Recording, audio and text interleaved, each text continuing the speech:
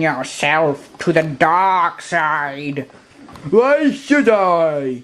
Because I will give you a Dorito. Okay, let's go be dark. I've been feeling quite superior today. Wait a second. This new gear allows me to breathe underwater.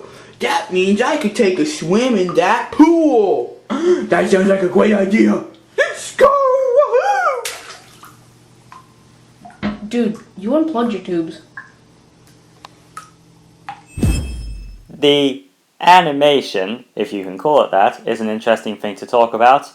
It's hard to call it masterful when theme parks have better quality puppets, yet Parker & Stone intentionally chose a lower quality puppetry in order to avoid the uncanny valley. Plus, it's hilarious.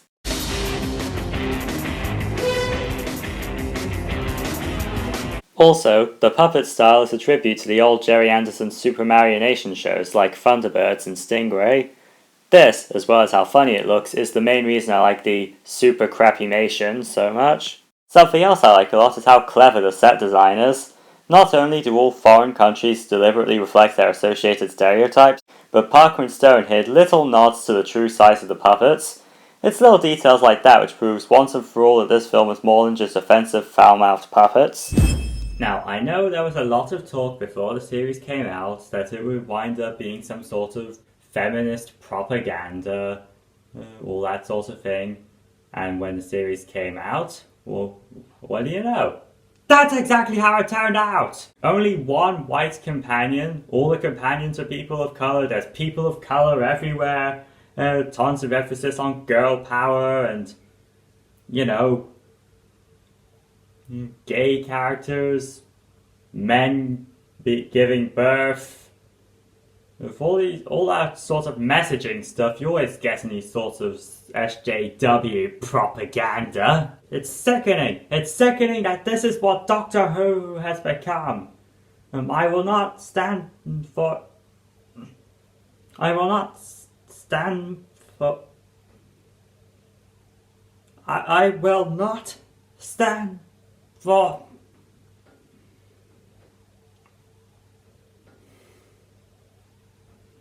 What am I doing? To be your special best partner. I do.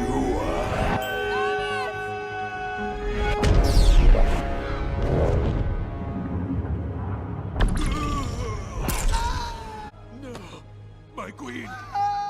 No, my queen. No, don't leave me. My queen. Love's not real. I just wanna eat carbs past the ice cream. Not a thing you can just use to fill emotional voids. Anyway, now to talk about Optimus. Many people complained that the movie made him uncharacteristically violent and bloodthirsty. Now, unlike the similarly violent instance in the third movie's end, I actually feel that this time it's justified. I mean, Optimus has been betrayed by the people he spent 3 movies defending, and most of his comrades have been slaughtered and melted down by them. It's understandable that he'd feel angry and want to get back at the humans. So you see, his bloodlust is completely justified. You defend my family. Or die.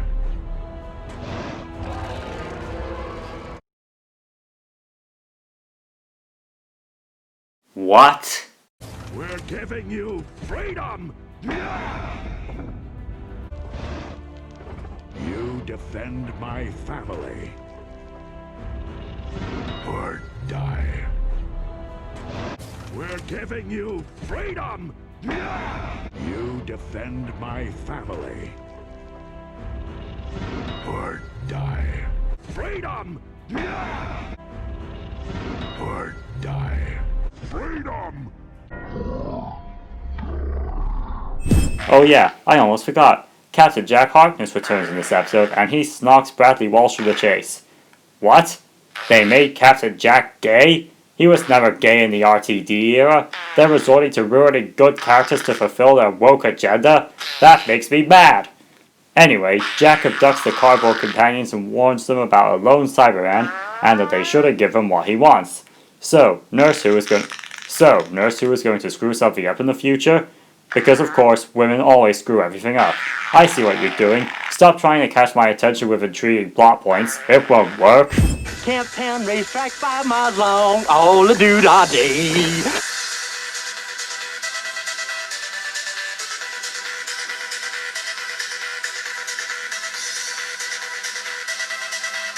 Okay, what are you doing here? I unsubscribed from you like 2 years ago. You started talking shit about me and defending Nurse Who instead of rightfully exposing it as the SJW trash it is. Therefore, you're not a true fan, and because I am a true fan, I am duty bound to come after you. How the hell am I not a true fan just because I actually liked the show? I'm pretty sure the definition of a fan is liking something. All you do is complain. I complain because it's SJW garbage that's ruining the show for the sake of forced diversity. You do realize the only reason there even is diversity in media these days is because there was such a huge lack of it early on. Or when there was diversity, it was really problematic, and all we're getting is simply overcompensation to try and make up to that fact. It doesn't necessarily mean it's bad, just possibly trying too hard. Besides, you have no business to claim that I'm less of a fan than you are. That's not how fandom works. Besides, when was the last time you said anything positive about Doctor Who? Back when we had good writers who actually respect Doctor Who canon instead of fucking shitting all over it. Yeah, while we're here, let's talk about that.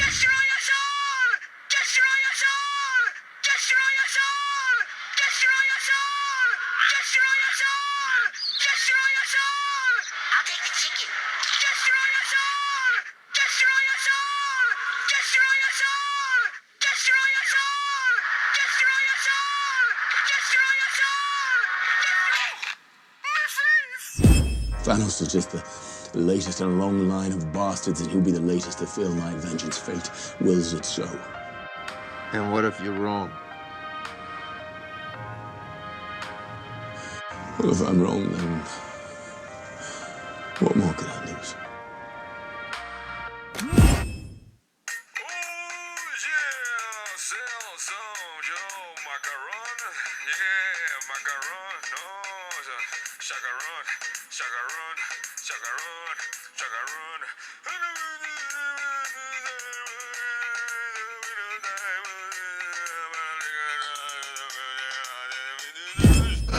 You know what, I don't have time for this either. I'm late for staring at my wall and wishing I was Batman and not plastic.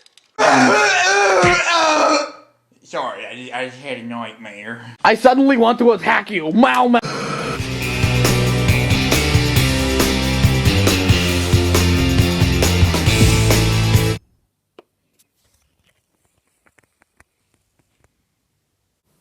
Jordan. Sinestro. I'm Batman.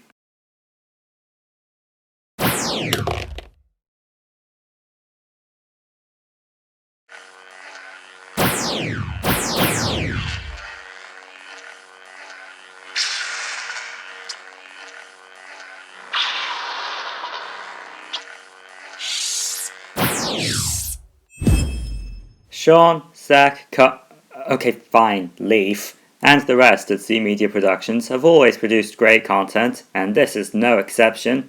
In fact, it's among their best. The story is suitably epic for the mega event this was, putting the original Three Crusaders through all kinds of hurdles and shining the spotlight on plenty of supporting characters.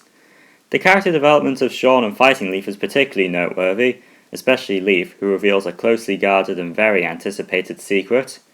However, despite having key scenes, there are just too many characters for everyone to have an arc or a revelation. Ilari and Avian suffer the most due to being newcomers. However, this isn't too big a problem, and all the characters are memorable and hilarious enough to make up for it. The fact that all the characters are so diverse in their personalities is something I love and respect about the series, as it shows the target audience that girls are allowed to be more than just fashion and glitter and tea parties and all that cutesy-wootsy crap. Also, even the designs are distinct. Just look at this image here. While they do have the same basic body shape, they all have enough deviations in their main styles and even the faces, making sure I could tell them apart even without having to look at their colour or magic butt tattoo. I would not be able to do that with any of the previous generations. Oh, And since I'm talking about designs, I'll go and talk about the animation as well. I love it. I really love it. I love how smooth the movements are. I love that the art style is actually appealing as opposed to the previous generations. I just love the animation. It really feels like there was actual effort put into this series, unlike... Oh god. Oh, please, no! No! Get it off the screen! Get it off! Get it off! Please! Get it off the screen before I do something! Okay, moving on. The action is blandly directed as well. Shyamalan chose to have all action scenes done in a long take panning shot, which just makes everything so boring. I love long takes, but this is not the way to utilize them for a fight scene. The choreography sucks too. Everybody just flails their arms around a bit, and it takes far too many movements to accomplish one bending action. Not to mention this bit of ridiculousness.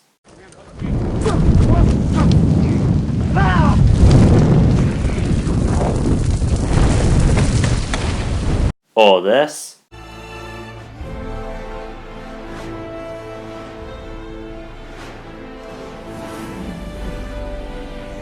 Or heaven forbid this.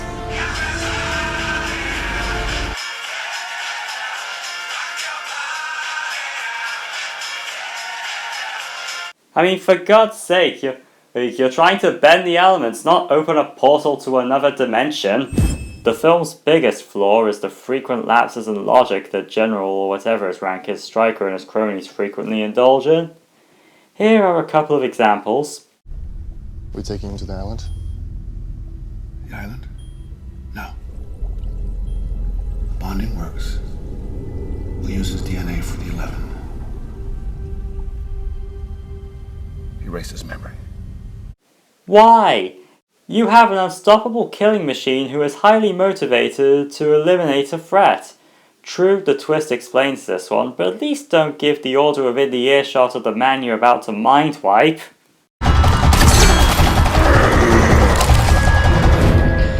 Yes, Agent Zero, those guns were totally going to work against the man whose skeleton you just bonded with the most indestructible metal on the planet! Give me the adamantium. Tasking We had a deal! would never survive the operation. I can take anything he can. No, you can't. Why wouldn't he? He has the same healing factor as the man who did survive the operation. This is just a pointless betrayal that cost you your victory. Zero never stood a chance. The only thing that'll take him down is an adamantium bullet. Wait. You had bullets that could hurt the Wolverine all this time, and you didn't give them to Agent Zero? You have a man with the power to shoot things and never miss, and yet you didn't give him the one thing that gave him a fighting chance? You got him killed and it didn't need to happen in the first place! Of course, it's not just Luke that makes things interesting. Rey's character arc from The Force Awakens carries over into this film. She's overcome most of her abandonment issues, and now she's ready to confront the truth about her parents. Is she a Skywalker? Is she a Kenobi? Is she Yoda's secret illegitimate love child? The answer will surprise you. They were nobody. They were filthy junk traders who sold you off for drinking money. The dead in a pauper's grave in the Jakku Desert. You have no place in this story. You come from nothing. You're nothing.